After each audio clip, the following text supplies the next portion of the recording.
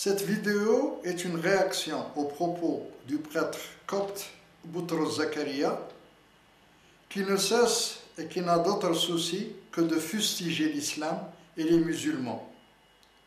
Je voudrais préciser que je ne suis pas un érudit spécialisé en théologie de l'islam, mais que je suis qu'un profane, que les propos du dit prêtre ont fait sortir de ses gants, car il dénote une méconnaissance totale de tout ce qui touche à l'esprit de l'islam, cette belle religion. Une mise au point donc s'imposait, sans tomber dans le panneau des insultes. Un proverbe français bien connu pourrait s'appliquer à ce prêtre. Qui veut noyer son chien l'accuse de la rage. Monsieur Boutros Zakaria est tellement obnubilé par sa haine viscérale de l'islam qu'il l'accuse de tous les maux. Mais il semble oublier que la civilisation arabo-musulmane a enrichi le patrimoine mondial au Moyen-Âge, alors que l'Europe tout entière vivait dans l'obscurantisme le plus total. L'algèbre, al-jabr, les chiffres arabes, al-sifr, l'algorithme ou les algorithmes, al-khawarizmi, et tellement d'autres belles contributions qui sont tellement nombreuses que je ne pourrais les citer toutes. Dans une vidéo publiée par le site de partage YouTube et dont le titre est The Disaster or The Disasters of the Quran, M. Zakaria veut nous expliquer ce que abroger signifie. Al-nasikh wal-mansukh. To abrogate, to remove, to replace a verse, cancelling another, et il parle de 71 sourates qui ont été selon lui abrogées. Ce ne sont pas les sourates, M. Zakaria, qui ont été abrogées, mais les ayats. Dieu dit dans le Saint-Coran, A'udhu billahi minash shaitanir rajim, Ma nansakh min ayatin aw nunsiha nati bi khayrin minha. Sadaqallahu al-azim.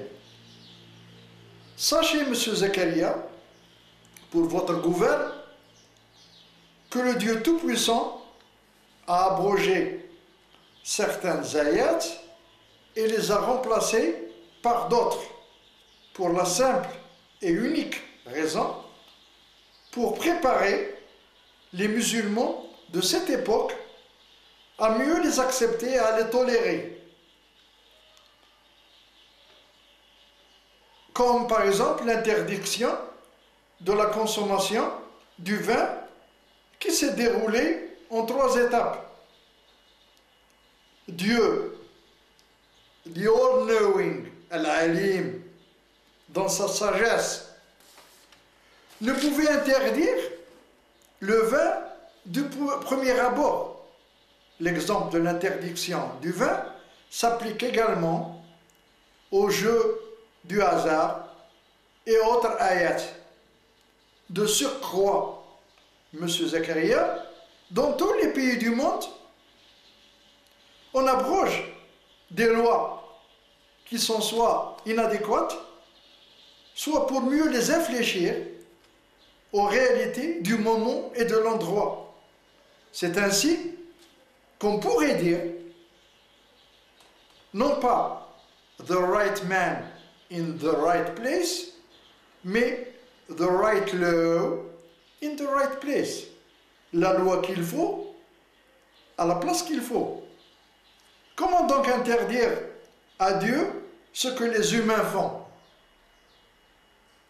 Pour ce qui est du stoning of the adulterer and adulteress, c'est-à-dire la lapidation de ceux qui commettent de ceux ou celles qui commettent l'adultère.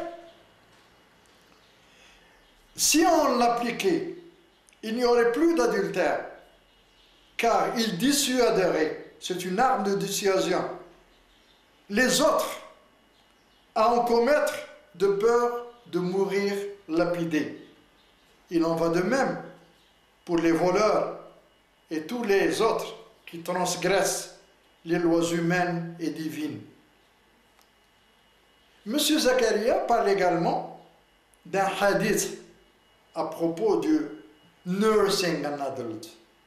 Soi-disant le prophète Mohammed, peace be upon him, que la paix de Dieu soit sur lui, aurait permis à une femme mariée et dont le mari était jaloux d'allaiter un esclave adulte, un esclave mâle adulte, afin qu'il y ait une filiation par l'allaitement et qu'il soit considéré comme son fils.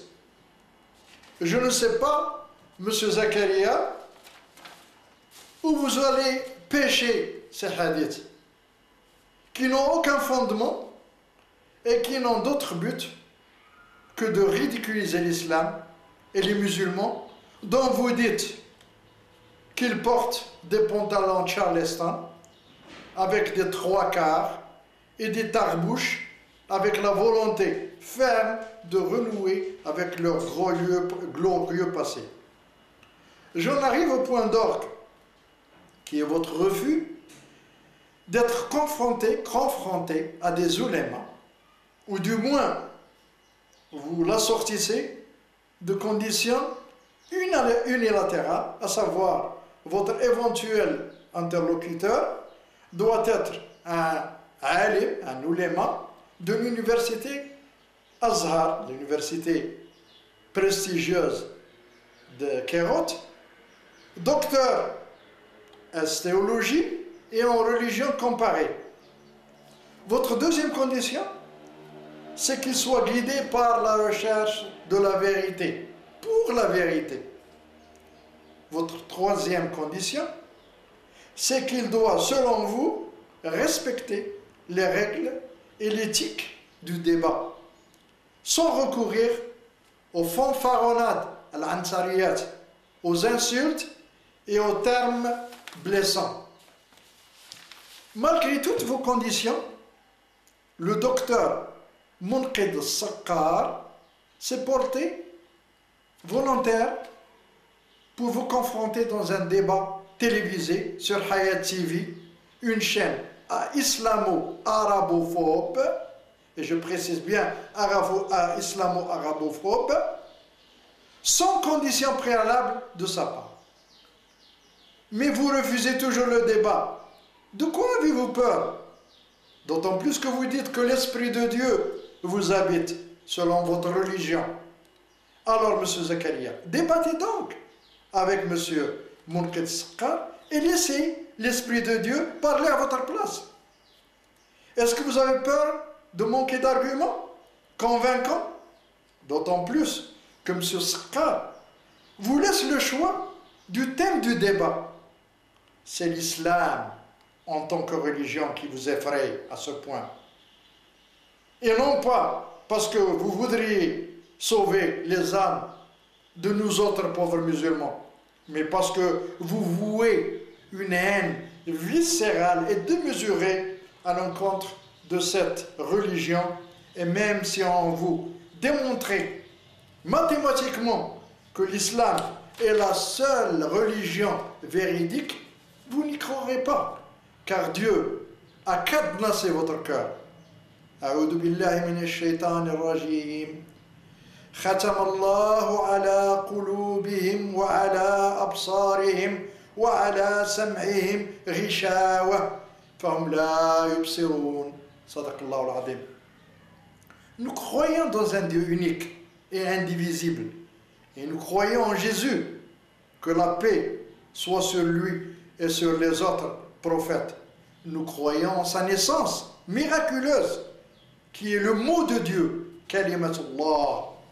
Mais pas comme les chrétiens, qui y mêlent des relents de paganisme hérité de la civilisation hellénique avec toute sa pléthore de dieux, demi-dieux, quarts de dieux, et j'en passe. J'aurai l'occasion, dans une autre vidéo, de vous donner des arguments percutants sur la véracité de cette religion qui sera, Inch'Allah, la religion universelle qui prévaudra à la fin du monde. Wassalamu alaikum wa rahmatullah.